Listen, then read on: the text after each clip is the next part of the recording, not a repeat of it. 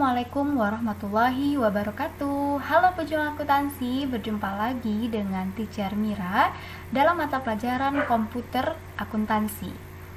Nah, hari ini kita akan melanjutkan praktek mayop kita, yaitu kemarin kita sudah membuat daftar saldo piutang dan utang perusahaan UD Brahma.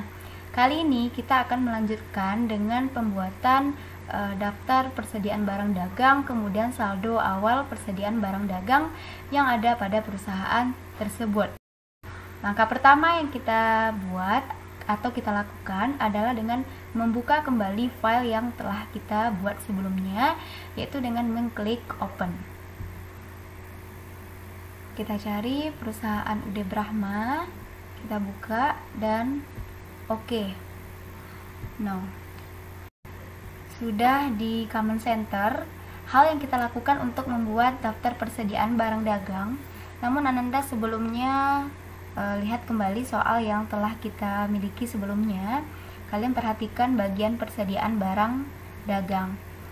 Di sini terdapat dua jenis persediaan barang dagang yang ada, yaitu HP Pavilion 14 dan Dell Inspiron 15. Menu yang kita pilih dalam pembuatan persediaan barang dagang adalah Inventory. Klik Inventory dan pilih Item List. Nah, di sini belum ada barang-barang yang terlihat sehingga kita buat New.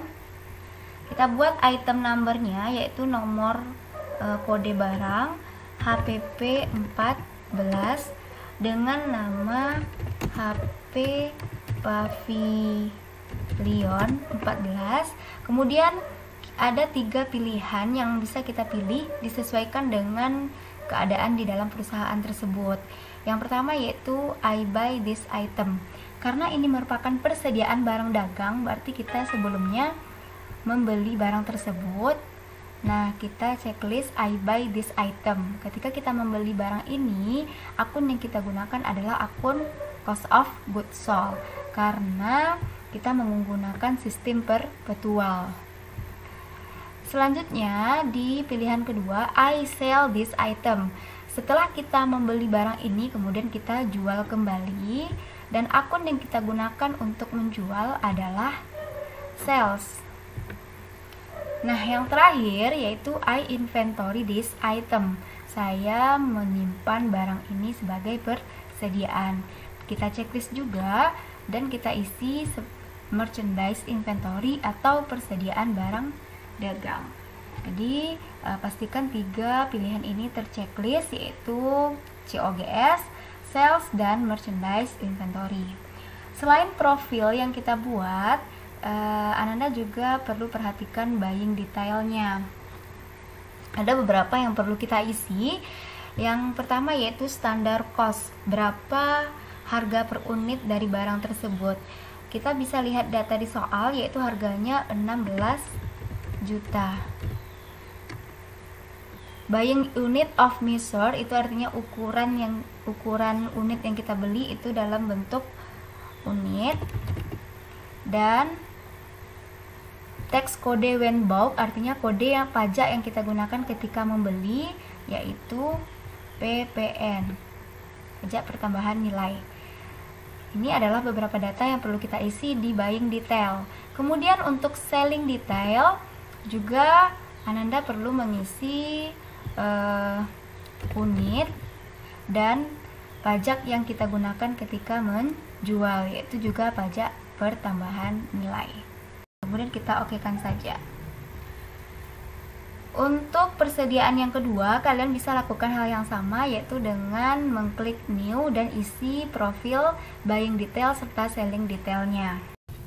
Baiklah Ananda, ini sudah kita input untuk kedua jenis persediaan barang dagang yang ada di UD Brahma, kemudian kita close.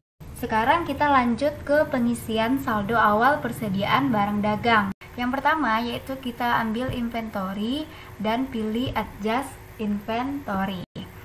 Nah, di sini ada nomor jurnalnya, kita biarkan saja. Untuk tanggalnya yaitu tanggal 1 Desember 2018 karena ini merupakan saldo awal, yaitu memonya beginning balance.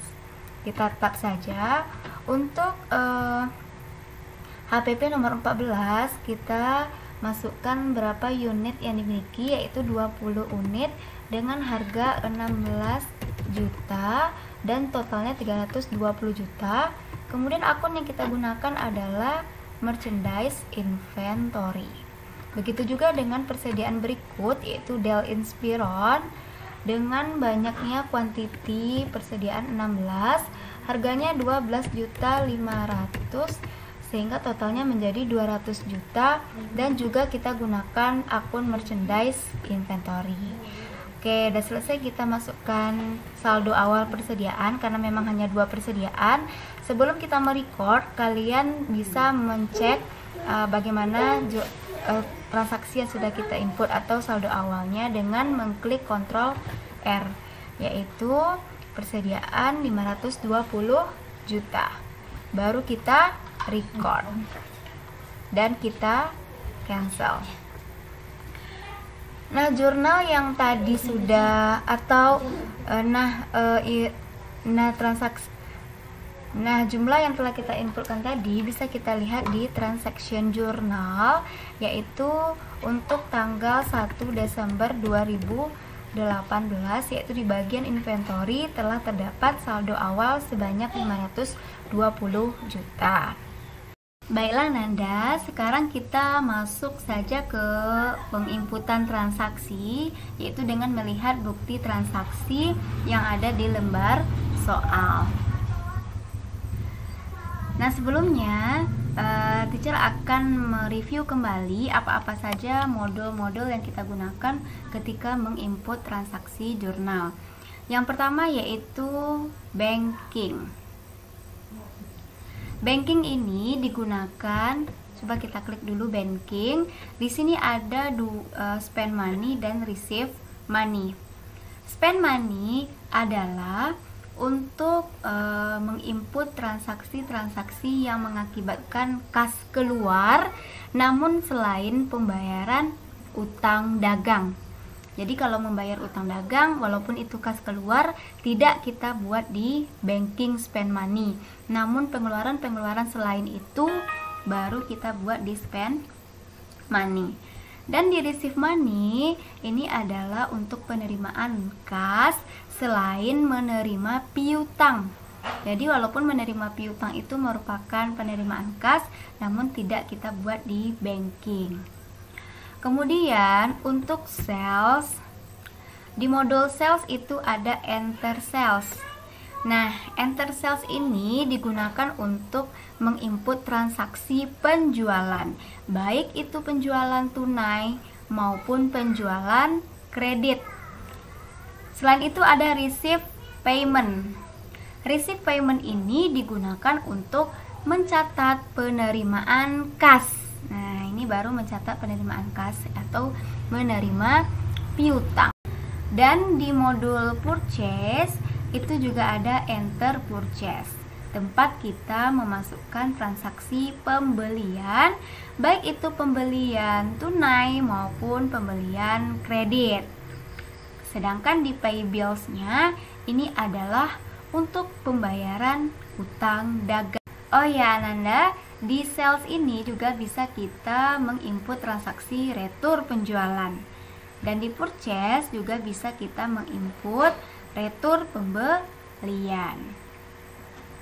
Nah, untuk jurnal umum yang tidak bisa kita buat di banking, sales, dan purchase, itu bisa kita buat di jurnal umum. Kita pilih account dan record journal entry.